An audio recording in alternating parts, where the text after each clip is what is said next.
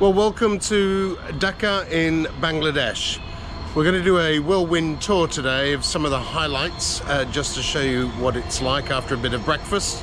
Starting off with the National Parliament, we'll then go on to have a look at a mosque and a Hindu temple, an Armenian church, some bits and pieces, have a look at some of the street scene, and then we'll go on a river cruise this afternoon as well. So if you've only got one day in Dhaka, this is a perfect itinerary for you to just get a flavour of what it's like here in Bangladesh.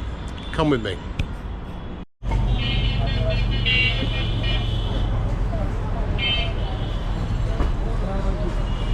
Good morning. Well, here we go. We're just leaving our hotel, which is actually one of the nicest ones I've stayed in on this trip. And we're going to walk to the National Assembly, which is the parliament of the Bangladesh country. It's about a 1.5 kilometre walk, so here we go.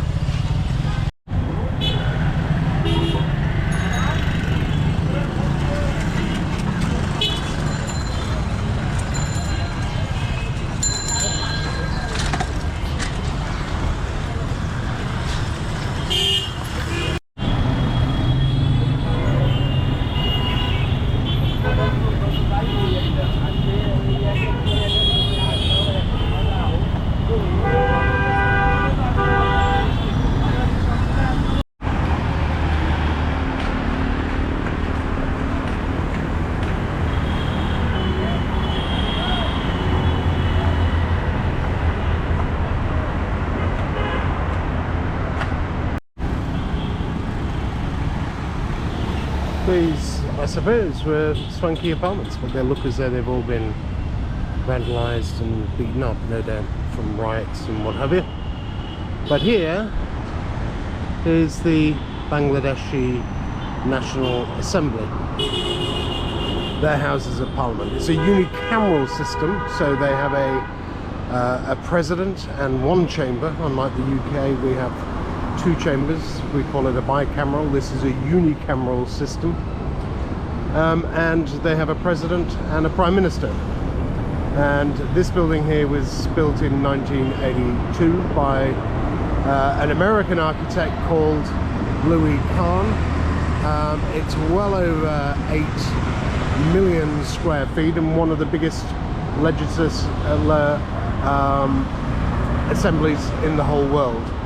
The whole site here sits on about 200 acres,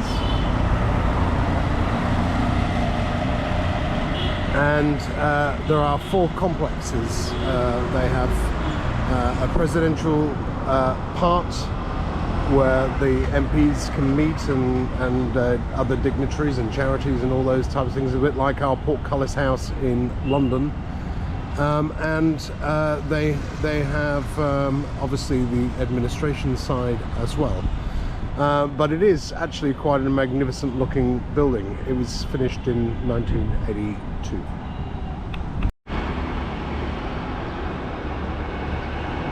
And there we are from the centre of the building. I'm not sure you can see it from here, but there's quite a lot of graffiti on the front of the building, which surprises me a little bit, and not to mention all the damage that was done to those other buildings. I wonder what's gone on there. But anyway, there's the Bangladeshi Parliament, and this is the part in front of it, and you can see the kids on the top of the bridge there over the river.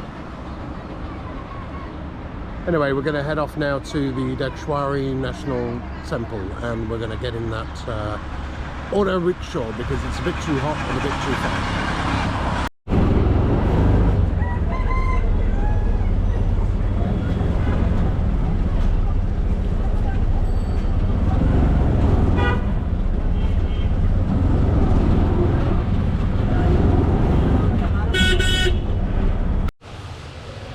Well, here we are at the Dhaka National Temple after one of the most horrendous auto rickshaw rides I think I've ever experienced, through some of the worst traffic on earth. But we got here safely after being ripped off no end, I dare say, but I just wanted to get here. And then the taxi driver asked me if he could have some more money for a pair of shoes. So anyway, there we go. So here we are at the Itinerary National Temple. Bangladesh is primarily a Muslim state, but this is a Hindu temple, and one of the only Hindu temples, if not the only Hindu temple, that is owned by the state, and it's in recognition of the Hindu population here in Bangladesh. Let's go and have a look.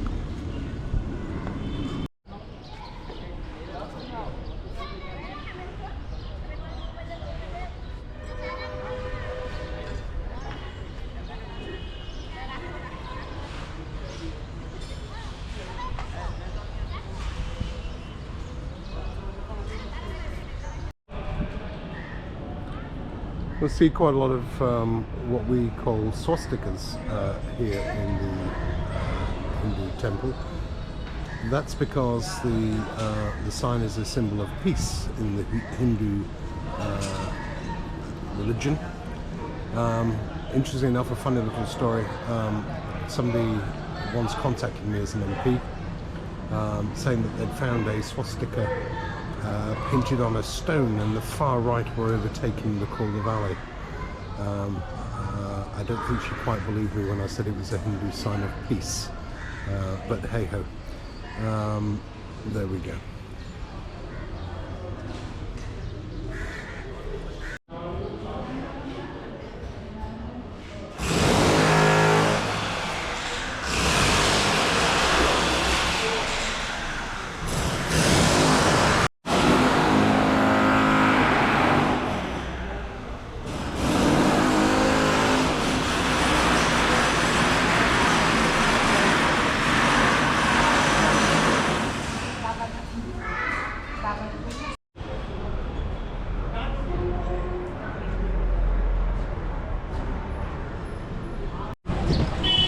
Okay, our next stop is the Khan Muhammad Mosque, and it's about 2 kilometers away from where I currently am, so I was going to walk, but it's so hot.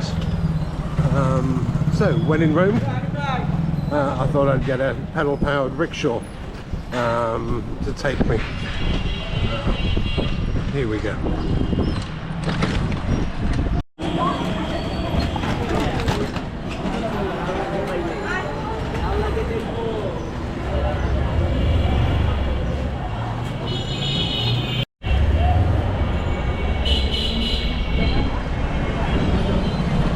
We're in the fast lane, obviously.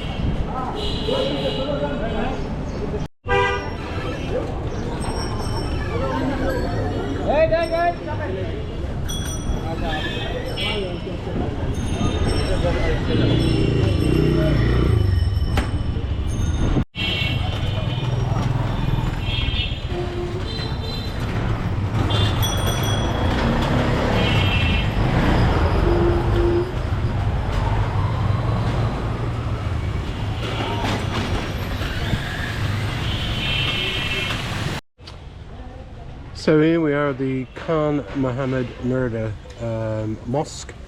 It was built 1706 AD, or if you want to be politically correct, CE.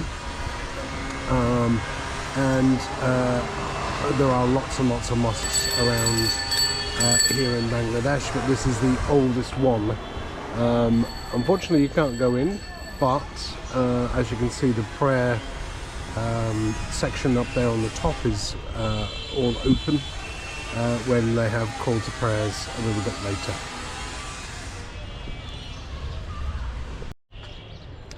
Well, a short walk away from the mosque we've just been to is the Lal Bag Fort, which you can see here beside me, or behind me, and the gardens. The fort was started to be built in 1678 by the then Mughal prince, but it was never finished. It became abandoned at some point in history, and is now been started to be restored to what it should have been its former glory. Nice gardens. And the fort itself.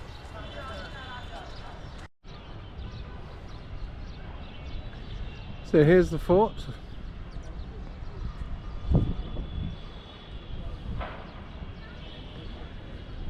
And this structure here is the tomb of Bibi Para, who was the daughter of the second Mughal in the 1600s, who died here, and he built this tomb in her honour.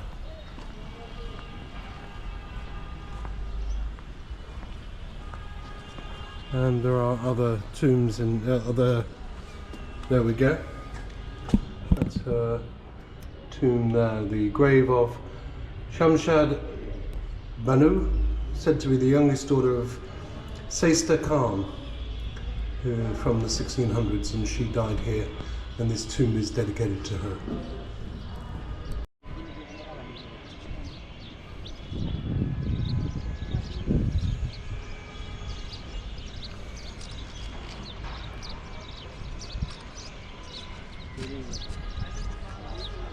The Lal Bag Fort here in Dhaka in Bangladesh.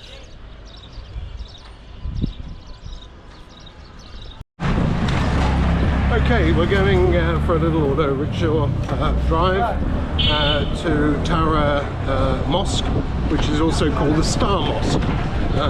It was built in the 1800s, renovated in 1924, and the person that renovated put lots and lots of stars on it, so hence the name, the Star Mosque. So off we go.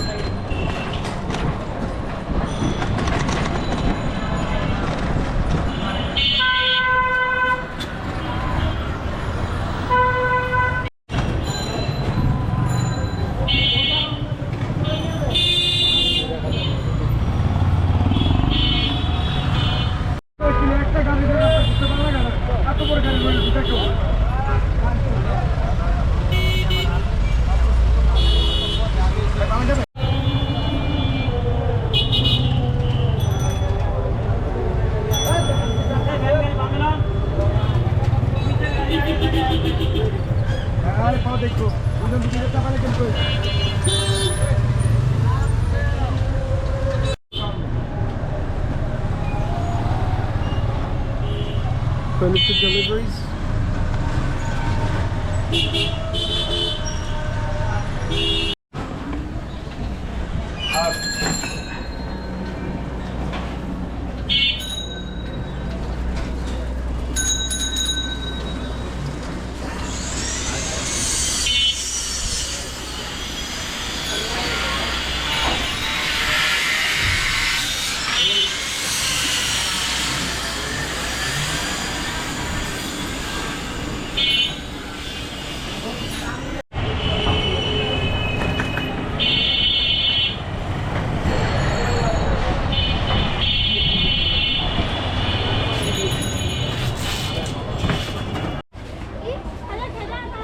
Well, here we are at the Tara Mosque, or better known as the Star Mosque. If you have a look at all the stars that are decorated, they were put on when it was renovated in 1924, so just over 100 years ago. And as you can see, it's just coming up to prayer time, so unless you're Muslim, you can't go in. But it is nevertheless a lovely building that was built in the 1800s, and like I said, renovated in 1924, so over 100 years ago.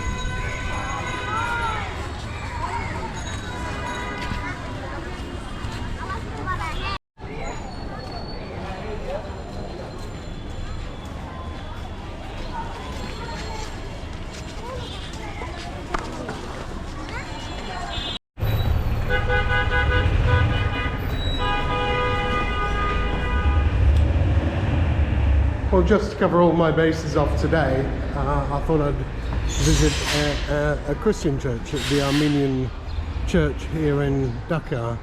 As you can see, it was built in 1761 by the Armenians, and yeah, quite Quite a beautiful building for the year it was built, right here in the centre of Dhaka.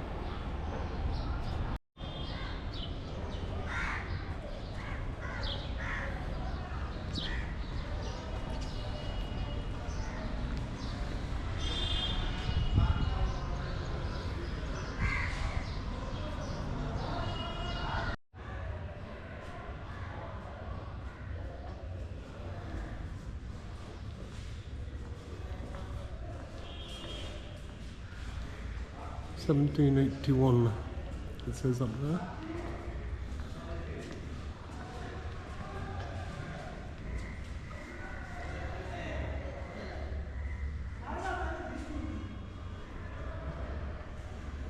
And the Last Supper.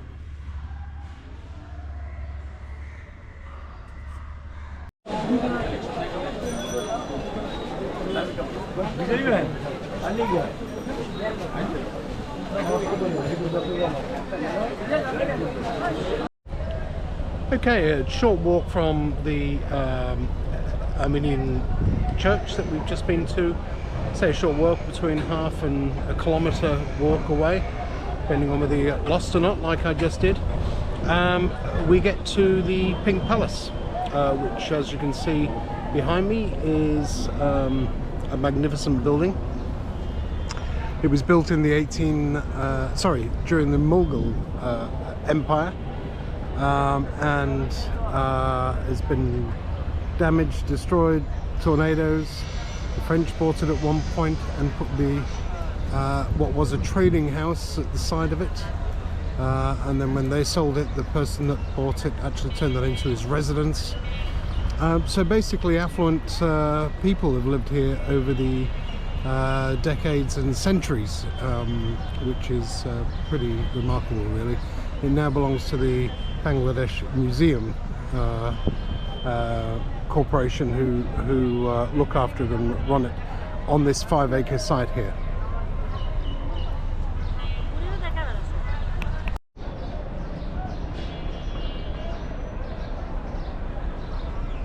The mighty Ganges River, all the way from India,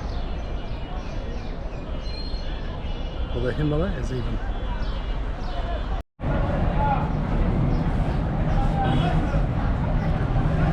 So a short walk from the Pink Palace, who have a museum, by the way, which is, you pay your money to go in anyway, so you may as well have a look at it. That's worth doing. And here we are down at the ferry terminal, and as you can see, there's lots of ferries going all over the place. Lots of small boats. I'm going to see if we can get a small boat. I've already had one guy try to get me on one for about 20 quid, so that ain't happening. So let's see what happens when I get further down.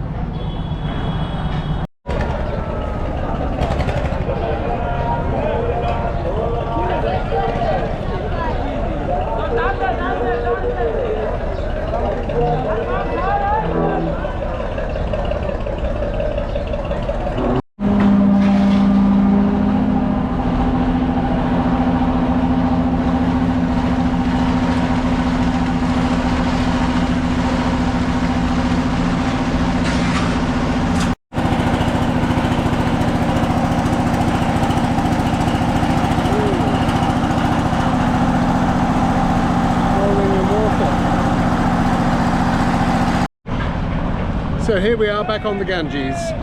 We've walked down from the Pink Palace and got a little boat to take us across the Ganges River. As you can see, the guy behind me is rowing. Quite remarkably, the Ganges down here, by the time it gets down from India, is black, and I mean the water is horrendously polluted and quite smelly. But nevertheless, here we are in the middle of Dhaka, going across the Ganges, and I'll give you a bit of a view.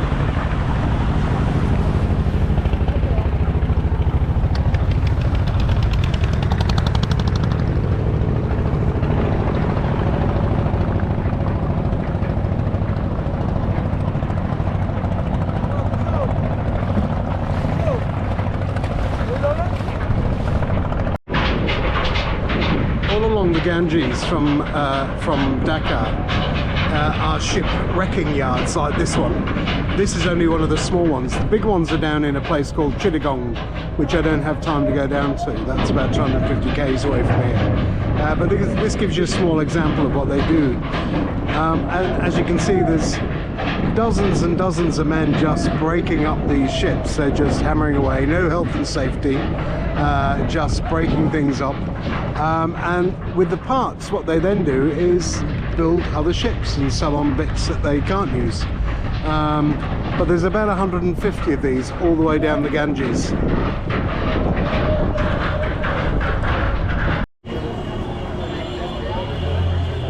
Lots and lots and lots of booksellers and stationers as far as the eye can see.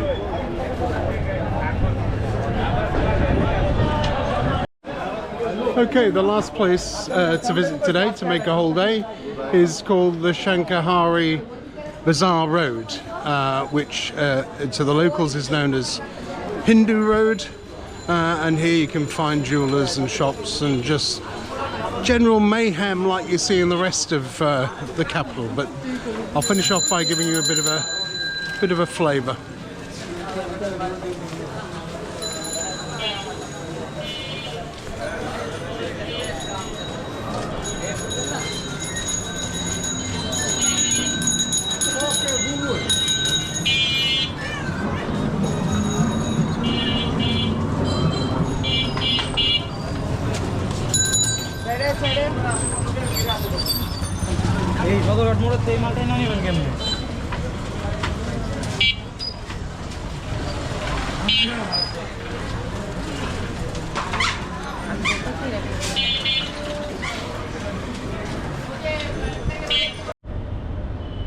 So there you have it, Dhaka in a day. Lots to do there. Obviously, if you don't like the religious sites as much, there are lots of other things to do. Just check out the travel websites with some itineraries and you can make your own itinerary up.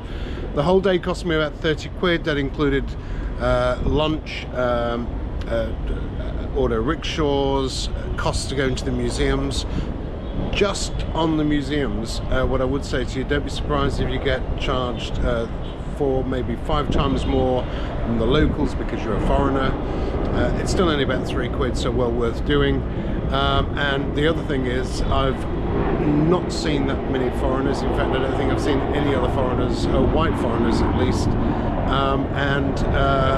which means you're a bit of a target. So everybody thinks they can rip you off. Don't be afraid to haggle with people, and what I do is, okay, sometimes I get stung, sometimes I pay above the odds, but providing I feel as though it's value for money, that's how I go. So there you go.